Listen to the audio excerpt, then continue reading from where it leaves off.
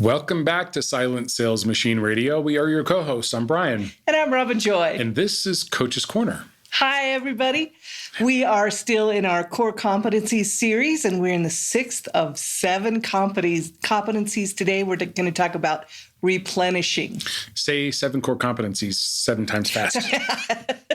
At least you didn't make up that word. The word? Yeah. Before we know it, he'll be making up a word that we have to say 5 times that doesn't make any sense. It was so fun at the most recent workshop that we did. We have a section where we're talking about the consistency and the frequency. And then, of course, came the word confrequency. Of course. Nate was in the back of the room and he stopped and he made everyone say it a few times. And it was interesting. We have so much fun at those workshops. Those are great. Well, before we jump into the actual competencies, we always like to review sort of what we're facing as newer sellers in this business. There are typically 3 what we call governors or restriction points when you're first starting out in the replens business. Right. Okay. Right. And those are time, money, and ASINs. Time, money, and ASINs. Like it's the 3. If you don't have enough time, you can't find ASINs. If you don't have enough money, you can't buy ASINs. Right. If you don't have ASINs, time and money doesn't matter. Right. And we, as coaches, we get coaching clients frequently, and we just got one today. And so this is not like a question from a client or anything, but the initial feedback on the profile was, we want to go fast. We have money. And we want you to. Yes. And we want you to go fast. But you're going to have to put a lot of work in to spend that money. But in addition to having the money, then we need the time so that we can go find the ASINs. Yeah. Right? So, but it just takes a little bit of time every week. We start building up the ASINs. The money, that money will, be fine utilized when it's ready. I love it. I love the idea of incremental progression. If you could do a little bit every week, before you know it, you've done a whole lot and you didn't work all that hard to do it. You don't have to do it all at once. Incremental changes make a big difference. 1% a week is a 50% improvement over the course of a year. Wow. Okay. Yeah, that's a pretty good stat. Yeah. Okay. Okay. Right. Well, anyway, so we know how to solve for all of these governors. And so we like to put it out there. What we're talking about with these competencies usually will come back and help solve one of these governors as well, or contribute to solving it. All right.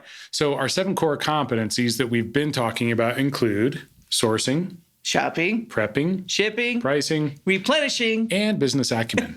Today we're doing... That was fun. Today we're doing replenishing, and next week, and probably the week after, the episodes, I should say, next episode and probably the episode after that will be comprised of the business acumen. Yeah, that's going to be a little bit more in depth. It's kind of the umbrella over everything. Yeah. So replenishing. Yes. This is my favorite part. This is actually probably everybody's favorite part, right? Yeah. Okay. Well, before we get too deep into that, sorry, I got a little ahead of myself. In the beginning, we have to have all-around game when it comes to doing all these 7 things. And that's whether you're doing this as a solo person, like for me, for the first 6 months, I was all-around game guy. And then Robin came to join me in the business once I was able to get her attention with some phenomenal sales. That's right. Then the both of you are, what's great about this is then you can divide and conquer, right? Yeah. You don't both have to be involved in every step of the process, and you can become much more efficient. It's your first replication step, your first scaling and outsourcing step. Get a partner. Yeah, I like it. Okay, so replenishing. Yes. This is one of the funnest parts, right? And I said jokingly, my favorite part of the business. It really is my favorite. There's nothing that feels better than going to buy something the second time, the third time, the fourth time, the fifth time. How many do we get to buy this week? Right. Which is based on basically how many did I sell last week, right? Exactly. We see this question all the time, like, well, how many should I replenish? Well, how many did you sell? That's usually the simplest answer here. Right. It's not the only answer, but it is a great place to start. First of all, how many did you sell? Replace those. Then we can go further with it. But that's the first thing you need to answer. Well, and a little bonus quote for you here. Like we've got a quote that we usually do at the end, but right in the middle, I'm going to throw one in here, or at the beginning anyway. Okay. Cody Sanchez has a quote that I really love, and it basically goes like this. I'm paraphrasing, okay? It is complexity makes you seem smart.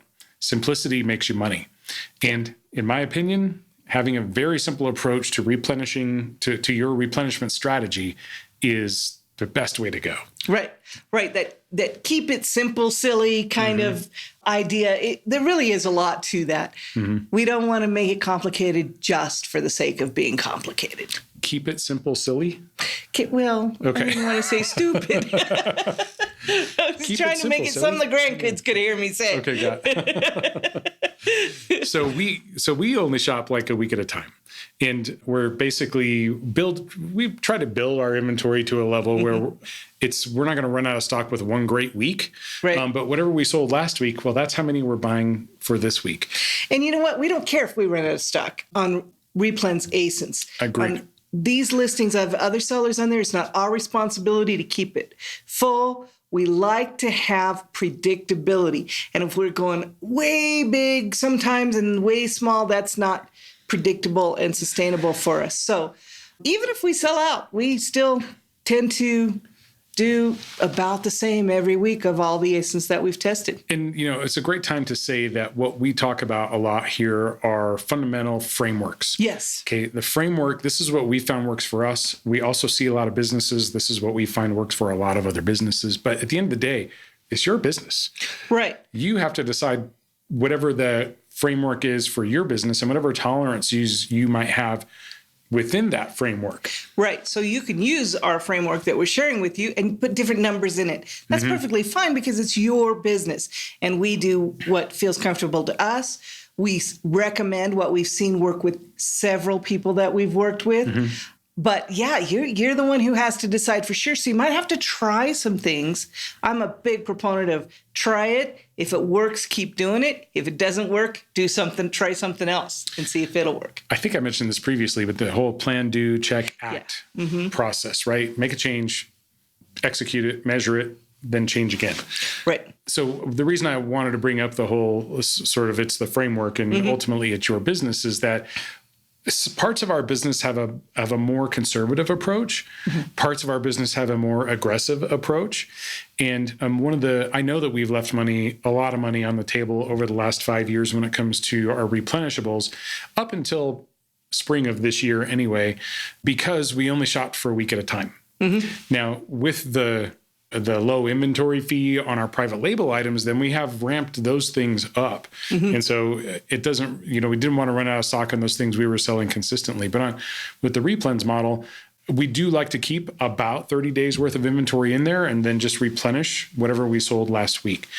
Right. And if you do go in deep on those ones, then Amazon's going to, and you sell them all, Amazon's going to expect you to have that inventory again next week. So that's another reason to keep it as regular as you can supply each month. Well, we're looking for the consistent sales, not the spurts, the ups and downs that everyone is not flatline in terms of your business, but flatline in terms of plateau, how the sales are working in the business as we can get that.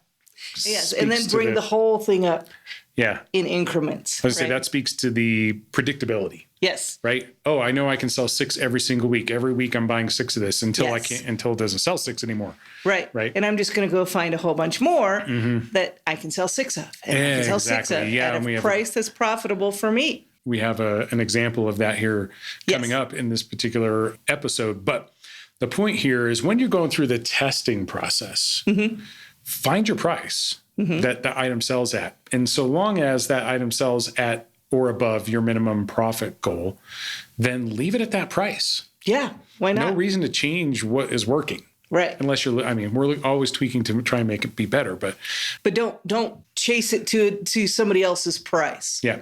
Is that what you're trying to say? Exactly. A goal that we like for our own business and what we work with a lot of coaching clients on is find an ASIN or find ASINs that have high sales velocity. Okay. In other words, they sell a lot at the buy box, but we're looking to sell a few above the buy box. Because usually that buy box is not a profitable price for me. I want to sell at the price that makes me money, right? I think, it's a 50-50, or I don't know exactly what the percentages are, but there are a good number of items in our inventory that sell at the buy box that are profitable. Sure. Okay. But we're always testing it above the buy box. Yes. We start every test as high as we can justify it, never dependent on the buy box. Yeah. So what we're trying to do is sell a few at above the buy box price and then do that on a whole bunch of ASINs. Yes. So the example, the story that we're going to tell here is that there are ASINs that sell a large number of units per month. And let's just use an arbitrary number. Okay. Like 200. 200. Okay. There are ASINs that sell 200 units a month or more. At the buy box. At the buy box price. Okay. Okay. So why wouldn't I not just buy one ASIN, 200 of one ASIN, and send them in and sell them on that one ASIN? Because it increases your risk so much to do that. Anything can happen to any ASIN. So why don't we instead buy however many we can sell at the price that we can get at to sell, the price we can push it to sell maybe 6 or 8 on that one that we can pretty depend on. If it's selling 200 units, it's not going to bother me if a whole bunch of other sellers are on there too, because I'm only looking to sell maybe 6 or 10 units of that ASIN. And I'm going to go find 200 more of those ASINs that sell at that velocity, and I can take just a few off the top at a higher price. Exactly. So instead of buying 200 of one ASIN, buy 6 of 200 ASINs that sell above the buy box. This, because otherwise what you're doing is you're potentially compromising the whole low risk, low investment, high chance for success model, right? Okay. And that's important as a newer seller. It is, and it's important to keep up the abilities, right? The predictability, the scalability, the sustainability. This, when we do a whole lot in one ASIN and something happens to that ASIN, it kills all of those abilities, right? What's sustainable or predictable about putting all your eggs in one basket and that basket goes south? Yes. You wouldn't do it if you were investing in stocks. Exactly. You wouldn't put all your money in, unless it was NVIDIA right now. I mean, you might put all your money in NVIDIA, but no, most of the time, this is why like the index stocks or the money markets or the whatever, they're groups, right? They're not just individual stocks. They're a group of certain types of stocks. Right. And that's what we want, is a group of ASINs that work together on average. Different things happen to individual ones, and we can deal with that as long as we've built our foundation strong and built a book of business. Well, let's just take a time out here and talk about the question. I mean, we get this question a lot. Yeah. How many should I be replenishing? Okay. And we boil the simple answer is however many sold last week, right? What I want to avoid, or what we want to avoid, is having too much of our weekly spend in any individual ASIN. So as a rule of thumb, we would typically say, I think for our business, we say... We have a cap of like 12 to 15 max for any one shipment on any one ASIN. But as a percentage of spend... As a percentage of spend, we don't like to go more than 20% as a max. Yeah, and 10%'s pretty much my normal max. Like on any one ASIN, in any one shipment. If it's a Q4 type item that like... every year we find some, like, oh, this was a great buy. Don't spend, any more than 10 or 20%. But again, you define what it is, right? Define what that percentage is. So we have 3 things that we look at. 1, how many did we sell last week? 2, does it go above my standard of 12 to 15 per ASIN on any given ASIN in any given shipment? And 3, number 3 is, does it go above 20% of my total spend on that shipment in that one ASIN? So those 3 things are kind of keep me safe. I feel like that kind of keeps us in the low risk category. I think it does too.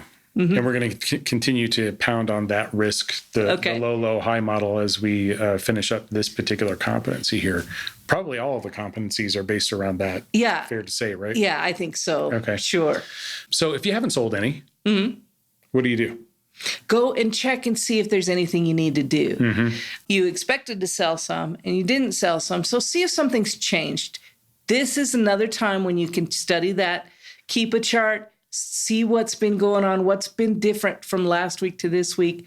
See if you can identify what's going on. You might need to just lower your price a little bit more. You may have some room in there, and you may try lowering your price a little bit. Or you may just need to, you may see that it looks like a sale hit or something like that. And And then it might be that you just need to wait it out. You have to make a decision at that point. And when we say wait it out, of course, we don't mean wait very long. If you know us, you know we don't mean wait very long. And there are times when, let's say it got separated from its parent or something happened that you don't think you'll be able to recover from. And then you cut your losses and, make that kind of decision and exit strategy. I was trying to keep it simple. Silly. If you haven't sold any, what do you do? Don't buy any. Don't buy any. Don't send any in. Right. No, okay. Don't replenish it. Yeah, no, it's all great. I mean, here's where we need to know, like, if you've got a framework around your testing process, then, evaluate how far into the test am I? Am I needing to adjust my price? What is my framework for price adjustments? We talked about repricing last week, or pricing, I should say. And so just figure out where you are. So every week or however often you're doing your non-sale items, then go in and check those things. Sure. I like it. So the whole goal here with all of this, particularly the testing and the replenishing, is that we're always sourcing for new ASINs to test. Right. When we're sourcing, that's for new ASINs, right? If you've already sourced and you know what your ASIN is and you've already matched it up to a source, then you're not sourcing anymore. You're just deciding on ones that have already been sourced. When you're sourcing for new ASINs to test, which should always be going on, right? Agreed. So in your weekly shipments, then you're going to have your test items and you're going to have your replenishments. Right. So the goal here is to build your replenishments to be more than your tests, which is not hard to do. Right. If you keep testing, it's not If you're hard. sending in X number of tests per week, whatever it is, 5 tests, 7 tests, 10 tests, 15 tests, whatever that is, soon you will have replenishments to go along with that, and the replenishments will outpace the tests. And that's when the profits really start coming. That's when the profits really start coming. That's when you can really tweak your business and start building those profits in. Until you get there, you have tests that don't work out, and that's impacted, large impact in the beginning. But once you have as many replenishments that are successful as you do tests, then that's going to start outweighing that and bringing your profits up. So just maybe a word or two of caution here from me. Yeah. At the risk of preaching, and I don't want it to come off like that at all. Just more that we've seen this scores of times where someone really takes off. Boom, they explode. They found some great things. They kind of, in many cases, break the rules. Oh, I didn't have any money left for tests, so I just put it all in this one ASIN or these 2 ASINs or whatever that are in my business because they're the ones that are profitable for me. So I'm buying as many of those as I can. I bought 100 units, 200 units, 300 units, whatever it was. Okay. And you didn't have anything else to sell. So that means there's no balance. If something happens to one of those, that's it. Which, again, that was all your money. Your business, your risk, you got to determine that. And if so long as you're doing that and you're like, okay, but I'm sourcing like crazy for new tests for the next 7 days or 14 days or whatever it is. I'm going to do something to offset that. Offset it, right. The other thing is, we've seen this a lot too, is in the beginning, you're spending this time, 10, 15 hours a week sourcing. And you do this for like 4 to 6 weeks until all of a sudden your shipments get to a certain size, 200, 300, 400 units a week. And it's a convenient excuse to say, I don't have time to source new items. I'm too busy shopping, prepping, and shipping my replenishments. So what does that business look like on a line chart? Well, unfortunately, it goes up pretty quickly, and it'll stay up there for a little bit. But ASINs tend to have a cycle, and 1 or 2 of them are going to drop off, and then another 2 or 3 are going to drop off, and then all of a sudden you've got all your money in there, and none of it's coming back because your sales kind of didn't get refreshed. Right. So some ASINs now that you wouldn't replenish them now because they're not selling profitably for you. They don't have the same sales velocity, any number of reasons that you wouldn't replenish it. But that's all you got. And that's where your money is. You don't have anywhere to go from there because you haven't been testing any new items. Right. And so we'll see that business goes up, and then I don't have time for sourcing, and then the business goes down. Yeah. Right. So this is why we this is why we do preach, get a framework in place for sourcing so that can be one of the first things that you're outsourcing or getting done by someone else. So that if you are spending all your time on the shopping, prepping, shipping for your replenishments, that you still have fresh meat coming in every week. Yes. Yes. Always need to have things to test every week. And we cover these frameworks in detail, sourcing and testing and replenishing in our workshop. Yes, we do. Which the next one will be in May of 2025. Go check out provenamazoncourse.com/100. Yes. And get signed up. We'd love to see you there in Orlando. Again, we had such a great session in Orlando last year. We did. I mean, we had a great session in Nashville too. They are, and Salt Lake City was great. We just have so much fun doing this, and people just give us such great feedback. They just get a lot out of these workshops. So if that's something that you are interested in, check it out. provenamazoncourse.com/100. Okay, so just to put a bow on that, just be careful about spending more than a certain percentage on any one ASIN when you're replenishing. Okay, you define what that is. We've kind of given you some of the parameters. And I would say define what that is. Yeah. Don't change your mind every shipment. Define what it is. We'll have to find the quote. I think I didn't put it in this particular episode, but there was something around if you're always changing the rules, you're never going to have anything measurable. Right. And if you're always changing the rules, you're never going to be able to ask someone else to do that task for you either.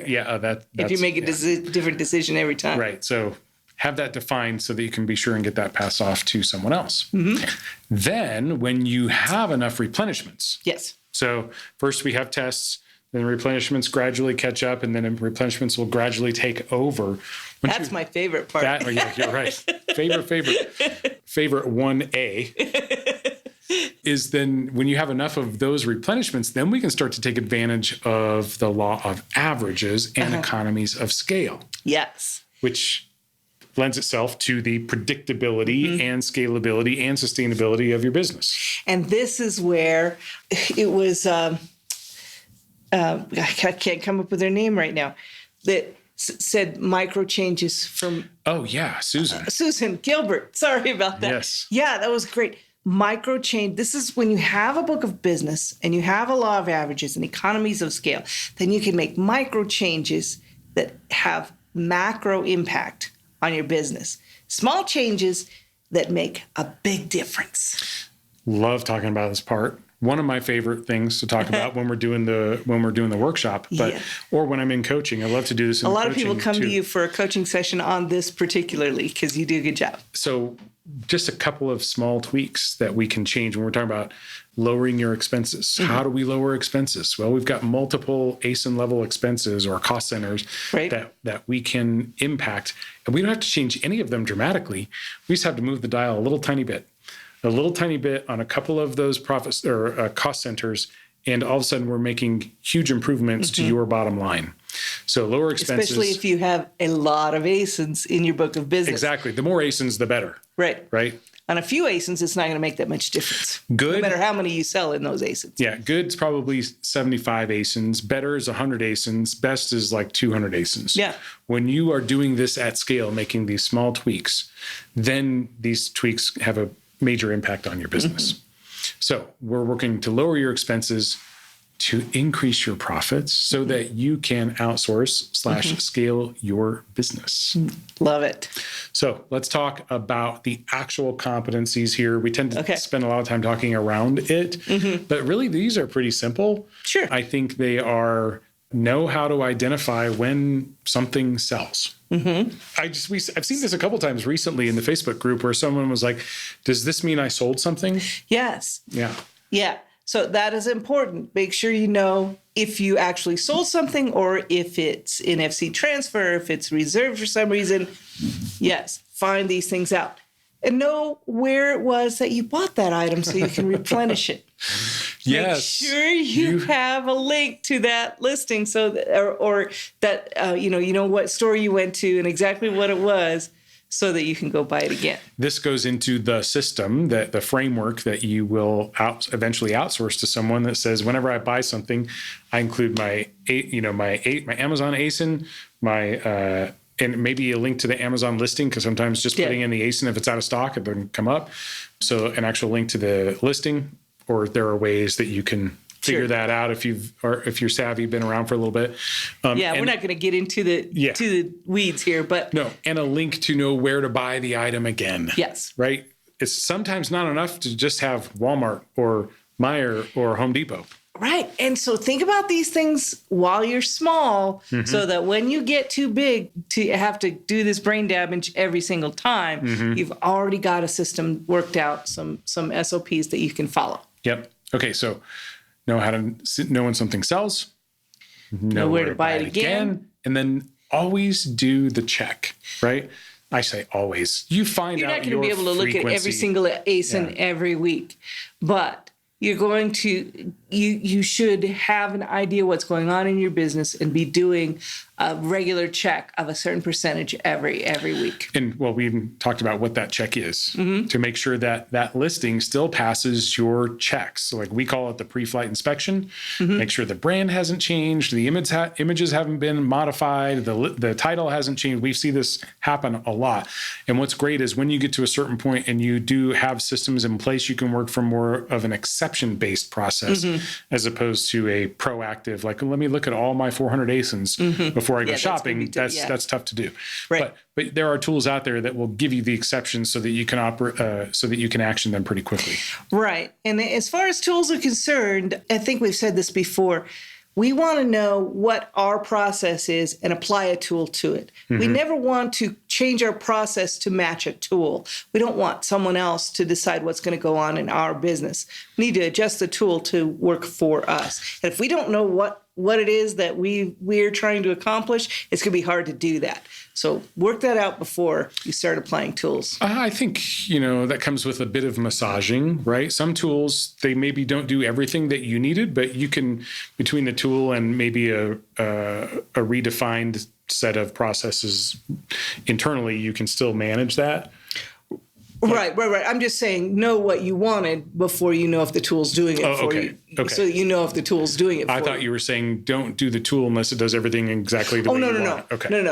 No, just don't expect the tool to tell you what you should be doing. Know what you should be doing and then apply the tool to that. Okay. So these competencies pretty straightforward. Know how to identify when a sale happens, know where to buy the item, and to make sure that the item still passes your checks. And I would approach that last one by more of an exception-based process. Well, I know it doesn't if I didn't sell any and I expected to last week, right? Yep. That's the first place it's going to wake me up. All right. So the next part of this series, we're going to talk about the final competency, business acumen. Right. The final one that in our series. In our series, yes. Of course, this is all the Brian Robin method.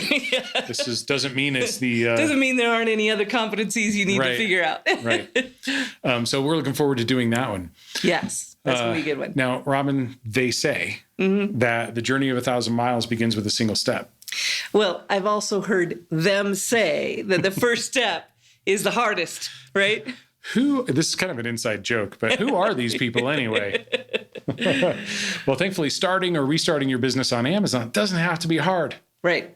If you're looking to start or restart your Amazon business or start a replenish business, and you've got some other kinds of businesses, make sure you consider joining a Kickstart Bootcamp group. So the Kickstart Bootcamp I've been hearing a lot about lately. I know we've also been working, you mostly, but there's a team of people working, I shouldn't say mostly, you and a team of people working on the bootcamp as a sort of redesigned, reimagined way to do this. We've really been putting in some cool changes. But still covering the core competencies, as it were, right? So tell us what you get out of joining one of those Kickstart groups. So in the Kickstart Bootcamp, it's a 4-week class. You have a separate Facebook group for the people in that class. So just the small group of people together. Then you can ask questions anytime you want to in that Facebook group. And then I'm usually the instructor in that group, and I'll come in and answer at least once a day your questions, usually more. But what we also have is a live Q&A session every single week in the form of a Zoom call where we can all get together and just, talk about these things that are coming up. Now, this is WPA.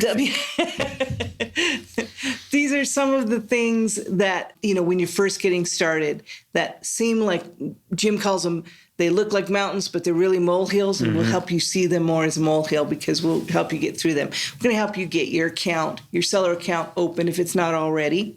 We're going to help you get your Keepa account, which is the only tool really that we think you really need to get started, although we will talk about a couple of other tools that might be helpful. We're going to do that in the first week. Then we're going to find one item that we're approved to sell. And we're going to talk about how we know if we're approved to sell it. How do we find this ASIN? How do we find this product that match it up with an ASIN?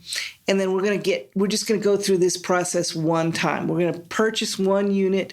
We're going to prep it and ship it into Amazon's FBA warehouse and put it up for sale. And then we're going to talk about how to keep doing this over and over and over and build a foundation for your replens business. So if that's something that sounds interesting to you and you could get some value out of it, go to silentjim.com/kickstart. I did this wrong in Facebook the other day. I said silentjim.com/bootcamp. Oops. That's not the right one. silentjim.com/kickstart. And you can find out all about this program. All right.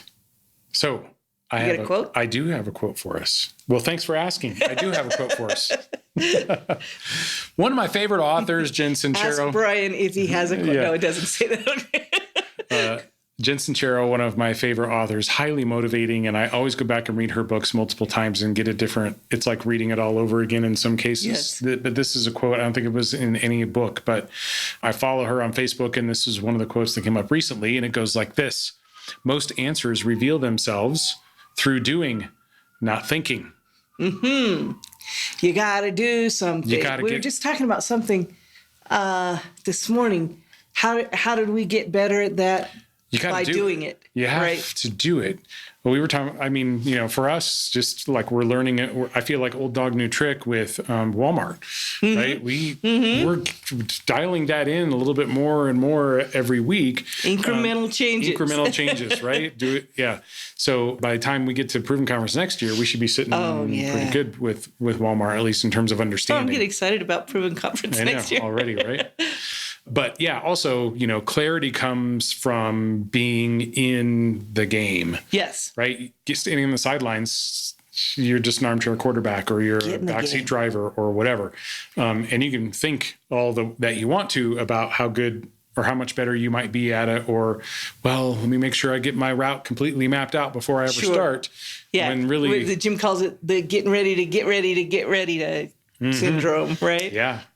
Been there, so done that. If you're having trouble figuring out, you're ready to get in the game, you're ready to take those steps. We keep telling you, take the first step, and you're not sure where to put your foot, get in a Kickstart group. Get in the Kickstart Bootcamp, yeah. And we'll show you where to take that action, where to go next. All right. Well, now going back to the idea of this whole podcast being replenishing, what do you do when you don't have enough ASINs to replenish? You go test more ASINs. You go test more ASINs. Let's go find some more ASINs. All right. Thanks, everybody. Thanks, everyone. We'll talk to you soon. Talk to you soon. Hey, before we let you go, we have a special segment here that we do once per week with our good friend Jeff Schick from jeffschick.com. He is a legal and policy expert on all things Amazon and Walmart and e-commerce in general. He always has some good information and stories for us to help us with our account health. So Jeff, welcome back. And what do you have for us today? All right. Well, thanks for having me back. So today we're going to talk about refunds and reimbursements. So a lot of sellers probably don't realize this, but Amazon owes you money. And I can say that confidently because unless you've been putting in reimbursement claims and have a refund service or somebody on your team doing it, there's a really good chance that Amazon's lost at least one of your items and owes you some money. So, in general, there's a couple categories of reimbursements. There's ones for items that are lost or damaged on their way to FBA if you purchased through a partnered carrier program or Amazon LTL service. In those cases, Amazon assumes the risk and they'll reimburse you if they lose or damage the inventory on its way to FBA. They also have, missing from inbound. So meaning you ship 10 units, Amazon says they received 7, you're entitled to reimbursement for those 3 missing units once the reconciliation window has opened up. And of course, there's different timelines for when that reconciliation window opens. The other big category that a lot of people forget about is lost and damaged at FBA. So when your items are sitting at FBA, they're constantly being moved around. It's not uncommon for you to ship an item to Los Angeles, Ontario 8, and then all of a sudden find out that it's been sent to St. Louis 4. And it's now in St. Louis being sold. And you're like, well, I sent that to California. How did it end up in St. Louis? And then it might even get transferred again, where it goes from St. Louis to Michigan. You just never know. And so, but any time that they transfer inventory, or even if it's just sitting on the shelf, there's a chance that they could lose it or they could damage it. And so that's where Amazon's where you're entitled to reimbursement for that as well. Now, unfortunately, if you don't go in and request the refunds, Amazon's not going to give it to you. So we did an audit recently for one of our clients, found that Amazon had lost $4,700 worth of inventory. Now, for sellers that don't know this, that was just from the missing FBA warehouse, missing and damaged in the warehouse.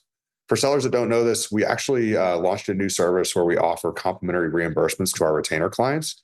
So we're not charging a monthly fee, and we're not charging a percentage. But what we'll do is we'll go in, we'll audit your Amazon FBA inventory, and anything where Amazon's lost or damaged in the warehouse, we'll put in those claims. If we get you $100 back, you keep $100. We don't charge you a percentage service fee, and we don't charge you anything extra.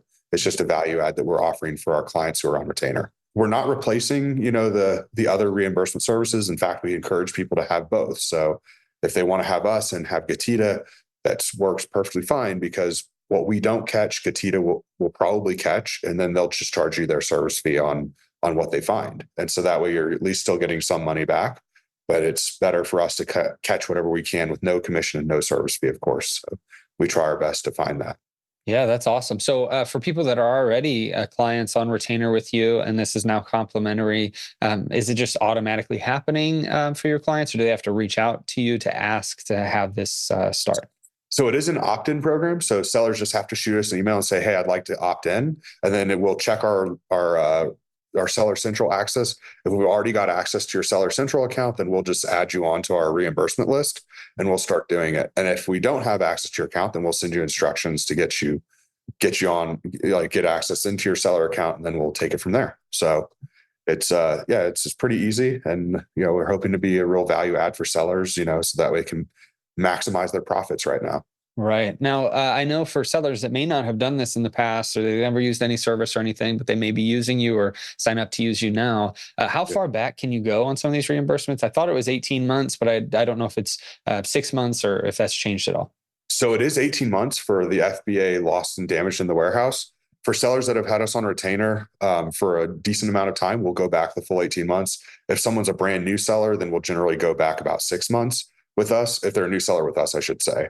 And that's just because of the time it takes to go through and do the reimbursements. But as we, go forward, of course, then we're checking as well, going back. And so it's, the longer someone's been with us, the more they're getting reimbursements, because we have more manpower to go back further. So right. Okay. Awesome. Well, that's a great addition to the service and, to the retainer clients there. If anyone's interested in checking out Jeff's services, you can go to jeffschick.com. That link will be in the show notes for you. Jeff, thanks so much for being here each week, and I look forward to seeing you next week. Awesome. Thank you so much. Appreciate it.